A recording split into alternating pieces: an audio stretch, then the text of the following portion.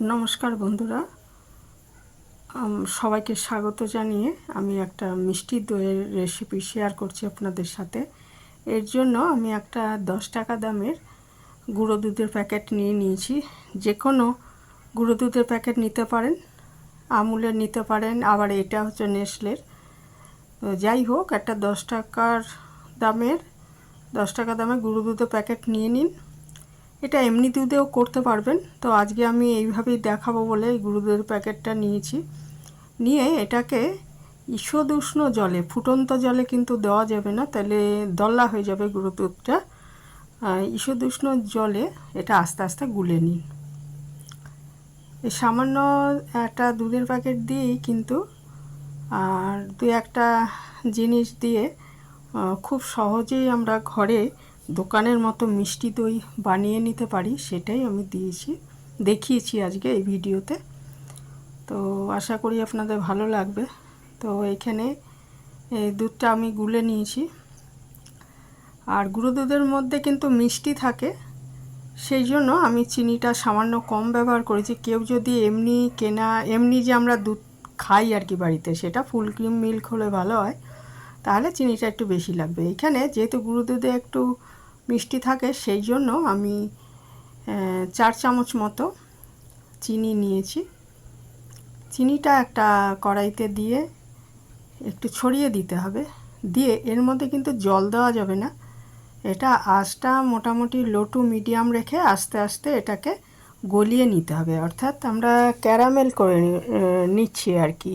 মানে আমরা যে দোকানের মিষ্টি দইটা খাই, আমাদের কলকাতার দিকে যে দইটা বিক্রি হয়, আমি পুরুলিয়ায় ছিলাম, সেখানে আবার দইটার রং এরকম হয় না, একটু সাদা হয়, তো সেটা আলাদা। কিন্তু আমাদের কলকাতা বা এই পার্শ্ববর্তী অঞ্চলগুলো দইয়ের রং কিন্তু যেরকম হয় আর কি, সেটা হতে গেলে ক্যারামেল করে নিতে হবে চিনিটা। আর যারা ক্যারামেল চিনি ব্যবহার করতে চান না, এটাকে মেশাবেন, তারা গুড়ের বাতাসা মেশাতে পারেন। তো এটা ক্যারামেল করে নিচ্ছি। একটু ধৈর্য ধরে এই কাজটা করতে হবে, জল দেওয়া যাবে না এতে। এটাই আস্তে আস্তে চিনির মধ্যেই জল থাকে, সেইটাই গলে এটা ক্যারামেলটা তৈরি হবে। তো আমি ভালো করে নাড়তে হবে আর কি। আর আঁচ চড়া করলে কি হবে, এটা পুড়ে যাবে এবং তাতে তিতো স্বাদ চলে আসবে দইয়ের মধ্যে। সেই জন্যই আঁচটা কম রেখে একদম এই ক্যারামেল তৈরি কাজটা করে নিতে হবে। তো আস্তে আস্তে এটা নাড়তে নাড়তে দেখবেন গলে যাবে। প্রথমেই নাড়বেন না, প্রথমে একটুখানি এটা চিনিটা দেওয়ার পর একটু ছড়িয়ে দিয়ে একটু অপেক্ষা করতে হবে। যেই চিনিটা একটু হালকা গলতে আরম্ভ করবে, তখন এটা ভালো মতো ক্রমাগত নাড়তে হবে। নাড়তে নাড়তে এটা পুরোই গলে যাবে এবং ওই রঙটা, ক্যারামেলের রঙটা চলে আসবে যখন, তখন বুঝতে হবে যে এটা হয়ে গেছে। তো আমি এই জন্য কন্টিনিউ নেড়ে যাচ্ছি। এটা ঘরে আমরা অনেক কম খরচে বানাতে পারি। মিষ্টি দইয়ের কিন্তু এখন অনেক দাম, এবং দোকানের থেকে কোনো অংশে কম নয়।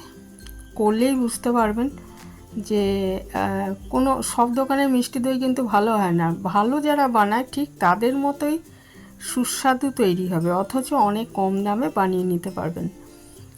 তো এখানে দেখুন এটা তৈরি হয়ে গেছে, একদম গলে কালারটা চলে এসছে।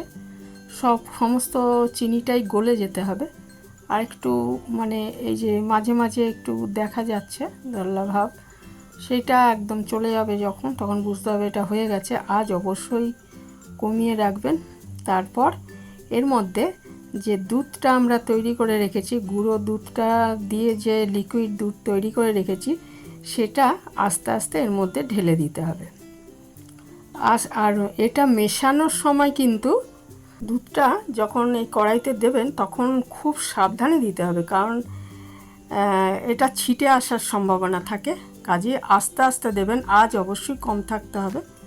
তারপরে আমি আস্তে আস্তে দিয়ে তারপরে আবার এগুলোকে নাড়তে হবে। প্রথমে এটা একটু দলা পেকে আসবে যে ক্যারামেল চিনিটা, তারপরে আস্তে আস্তে কিন্তু এটা গলে দুধের সঙ্গে মিশে যাবে এবং সেই কালারটা, দইয়ের যে কালারটা আমি করার জন্য আমি করলাম সেইটা চলে আসবে। আর এটা আস্তে আস্তে মিশিয়ে দিতে হবে। আর একটা জিনিস হচ্ছে যে দুধটা আর সামান্য ঘন করে নিতে পারেন, হ্যাঁ, না হলে জলো স্বাদ চলে আসবে একটুখানি। আরেকটু আমি আর কি এমনিতে মোটামুটি ঘন করেই গুলেছি, আরেকটু ঘন করে নিতে হবে, তাহলেই এটা হয়ে যাবে। তো এটা আমি আস্তে আস্তে নেড়ে দিচ্ছি, ওটা হয়ে আসছে। ফুটিয়ে একটুখানি ঘন করে নিয়ে তারপরে এটাকে আমি একটুখানি প্রথমে ঠান্ডা করে আনবো। ঠান্ডা করে এর মধ্যে আমি একটা জিনিস মেশাবো আগে, সেটা হচ্ছে যে একটা বাটিতে আমি একটু টক দই নিয়ে নিয়েছি, 2.5 চামচ মতো টক দই নিয়েছি, কারণ দইটা জমাতে হবে, তো সেই জন্য আমি 2.5 চামচ টক দই নিয়েছি। এই দুধের জন্য 2 থেকে 2.5 চামচ টক দই যথেষ্ট, তো 2.5 চামচ একদম পারফেক্ট ছিল। 2.5 চামচ টক দই নিয়েছি, নিয়ে এর মধ্যে একটা জিনিস, এটাই হচ্ছে একটা টিপস আর কি, যে 1 চামচ কর্নফ্লাওয়ার নিয়ে নেবেন, তাহলে কিন্তু দইটা খুব ভালো জমবে।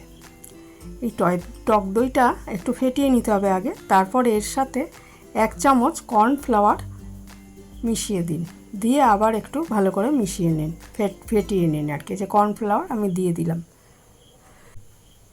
এটা কি হবে, দইটা জমতে সাহায্য করবে এই কর্নফ্লাওয়ারটা। এমনিতেও জমতো, কিন্তু এটাই বেশি ভালো হবে, 1 চামচ কর্নফ্লাওয়ার দেওয়ায় দইটা আরও সুন্দর মতো জমে যাবে। তো এইটা ওইদিকে যে দুধটা জাল দিয়ে রেখেছি সেটা কিন্তু একটুখানি, মানে একদম গরমের মধ্যে এটা ঢালবেন না, একটু যখন গরম ভাবটা কমে আসবে তখন আস্তে আস্তে এটা মিশিয়ে দিন, মানে ওটার ঈষদ উষ্ণ যখন থাকবে তার মধ্যে কিন্তু এটা মিশিয়ে দেবেন, হ্যাঁ। তো তাহলে মেশানোর কাজটা ভালো হবে। মিশিয়ে দিয়ে সব পুরোটা আমি মিশিয়ে দেবো, মানে 2.5 চামচ টক দই আর 1 চামচ কর্নফ্লাওয়ার ভালো করে এই মিশ্রণটা ভালো করে মেশানোর পর আমাকে আর একটা জিনিস করে নিতে হবে, সেটা হচ্ছে একটু ছেঁকে নিতে হবে। ছেঁকে নিলে কি হবে না, কোনো মানে লাম্প যাতে না থাকে, তাহলে দইটা একদম মসৃণ হবে, সেই জন্য আমি অবশ্যই এটাকে একটু ছেঁকে নেব। তো এটা মেশানোর কাজটা মোটামুটি হয়ে গেছে, এবারে আমি ছেঁকে নিচ্ছি, একটা চা ছাঁকনির সাহায্যে ছেঁকে নেব। এখন যে বাটিটা আমি দইটা জমাবো সেটা একটা 1 চামচ দই নিয়ে সেই দইটার চারপাশে, এই বাটিটার চারপাশে আমি একটু টক দই মিশিয়ে দিচ্ছি, তাহলে ভালো হবে আর কি। আমি আগে বাটিটার মধ্যে 1 চামচ টক দই মিশিয়ে দিচ্ছি, তারপর আমি এর মধ্যে ওটা ছেঁকে নিয়েছি।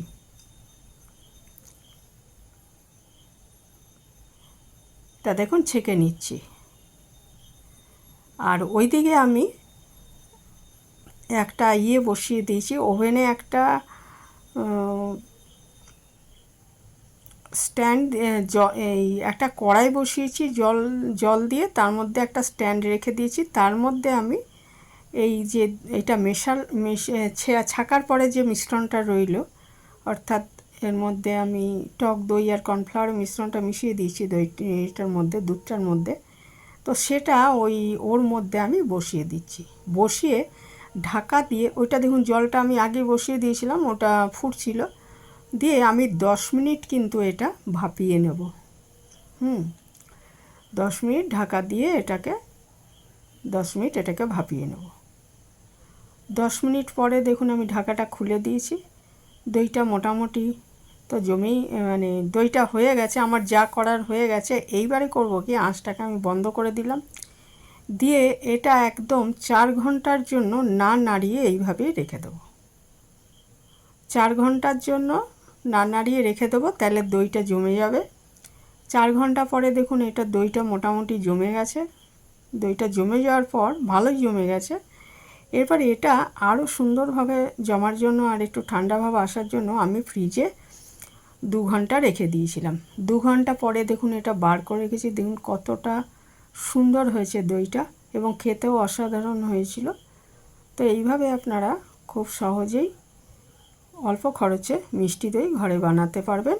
এখানেই শেষ করলাম, ভালো থাকবেন সবাই।